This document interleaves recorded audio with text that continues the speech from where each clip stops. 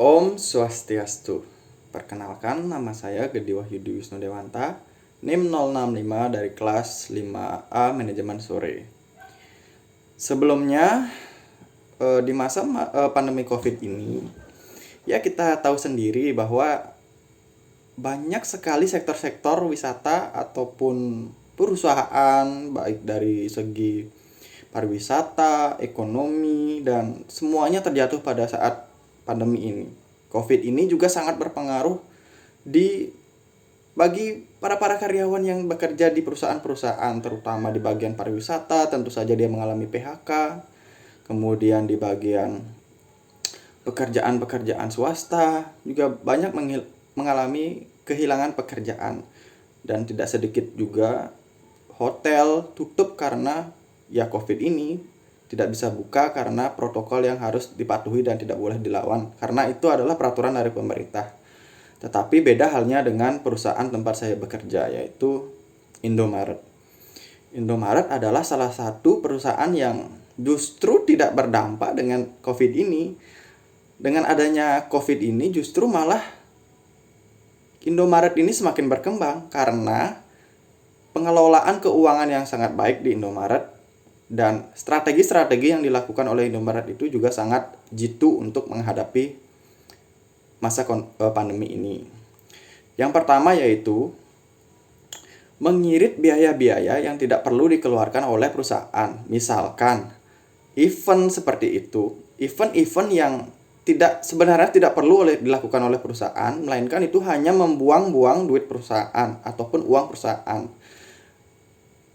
Sehingga nantinya biaya-biaya yang lain akan berpengaruh jika melakukan event ini. Jangan dipaksakan dan lakukan yang seperlunya saja yang perlu dilakukan oleh perusahaan. Kemudian manfaatkan uang itu yang tersedia di perusahaan ataupun yang masih tersedia di perusahaan sebagai senjata, bukan disimpan ataupun didiamkan begitu saja menunggu COVID ini selesai. Kita kan tidak tahu kapan COVID ini akan selesai. Jalankan uang tersebut yang tersedia sebagai senjata. Misalkan saya contohkan, perusahaan memanfaatkan uangnya untuk menjual barang-barang yang diperlukan di masa pandemi ini.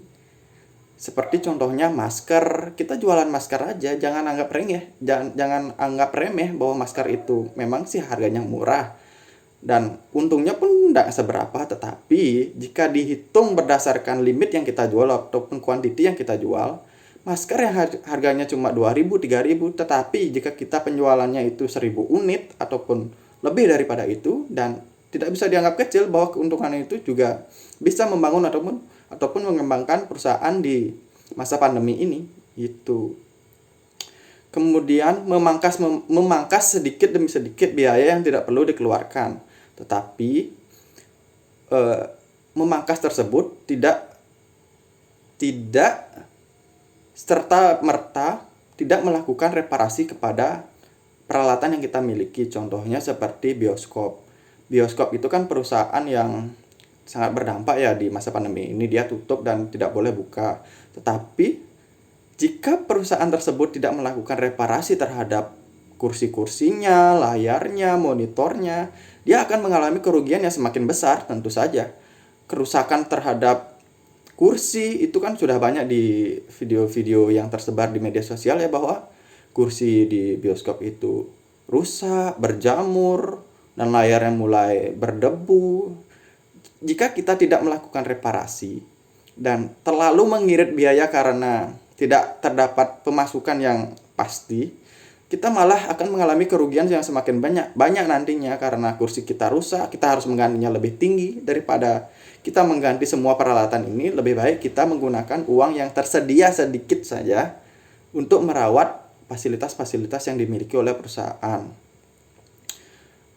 Nah, mungkin itu saja yang bisa saya berikan, tips-tips yang saya bagi di sini. Mudah-mudahan bisa dilaksanakan oleh banyak orang dan banyak perusahaan, sehingga nantinya bisa berkembang ataupun bertahanlah setidaknya di masa pandemi ini. Mungkin sekian yang bisa saya sampaikan. Mohon maaf apabila ada kesalahan kata. Saya akhiri dengan Paramasanti. Om Santi Santi Santi Om. Terima kasih.